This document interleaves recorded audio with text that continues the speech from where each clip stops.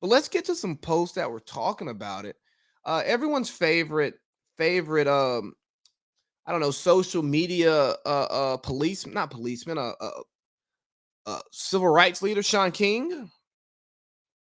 He goes, I blame the local, state, and federal government of this nation for failing to take white supremacy seriously after having full evidence that it is the greatest threat to the safety and security of this nation, yet still devotes microscopic resources to interrupting it.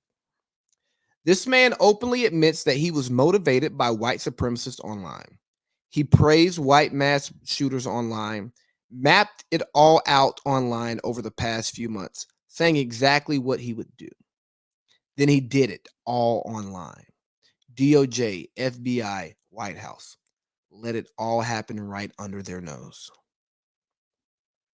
The media is misreporting how long the shooter in Buffalo visited the grocery store, just saying that he went there the day before. Also, the media presented him as a teenager, and it was another black guy who got caught up with something with the police. Either he was murdered the police or got into an incident, and they called him an 18-year-old black male man. They called him an 18-year-old teenager. Right? Words matter. It's crazy. Witnesses saw him there for weeks. In his diary, he literally says the security guard he killed stopped him there weeks ago, and was suspicious. A teenage white supremacist who murdered 10 people at a Buffalo supermarket threatened to shoot a classmate at his high school graduation last year. Oh, wow. Officials at the Susquehanna Valley High School brought in New York State Police to investigate Peyton Gendron, 18, of Conklin, New York, in June of 2021 after he made statements that he would shoot fellow students. It looks to me that it was mainly black women that the white supremacist shot and killed in Buffalo. At one point, he got ready to shoot a white man who screamed in fear. The shooter then apologized to the man, and the shooter kept moving through the store. All right, so that's from the desk of Sean King. So let's go back and tackle a couple of these. Um, Blaming local, state, and federal government for failing to take white supremacy seriously. Sure, let's do that. Let's blame the government for not taking white supremacy seriously. Then I'll say, look at the government and look who makes those decisions and how do those people look and what are those people's ages and what is their perspective. Because here's one thing about, fighting against white supremacy.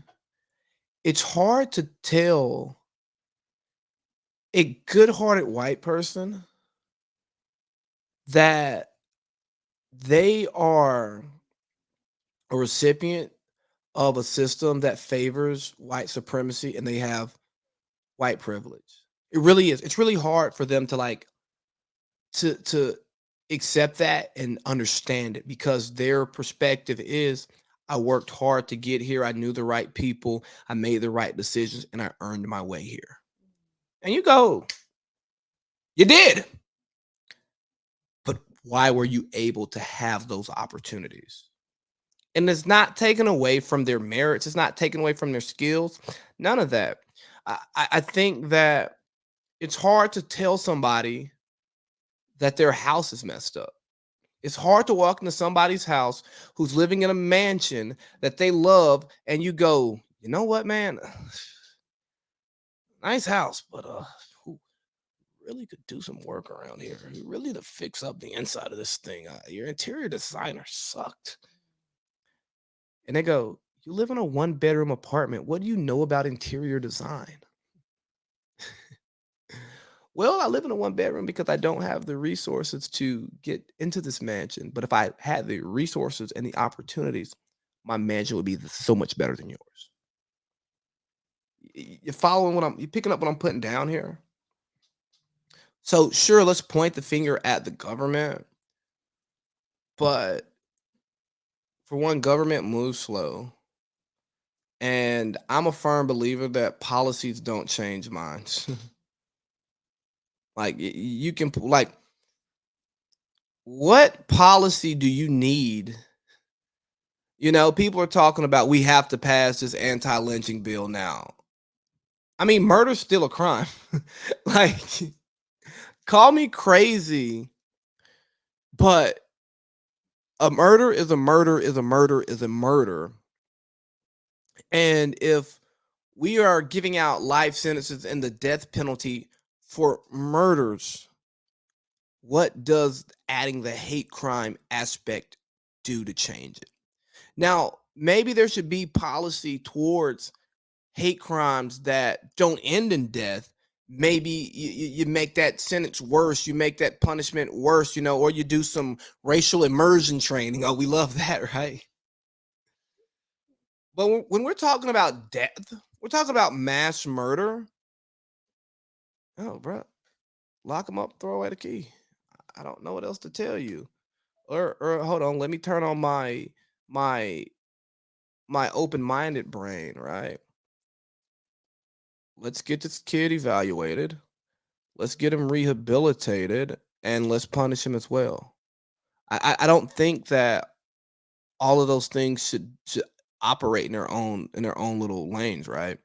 I think that part of the prison, going to prison, you should be punished, right? Like if you steal from your mother's purse, it may be the last time you steal. You may not do it again. You may have felt so bad that you would never do it and your behavior changes, but you still need to get punished sometimes because there for every action there is an equal and opposite reaction. So you need that reaction.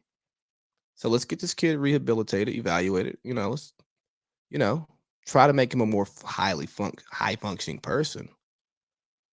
But let's throw him. We can still put him in a slammer though. I think that's one thing. But if you're gonna look at the government, let's get back to him saying he's blaming the government.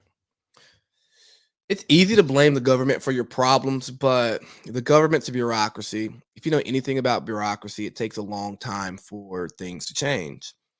Um, Government officials are elected. So maybe the people who are doing the electing don't have the same vested interest in the policies that you are interested in. So it may not change.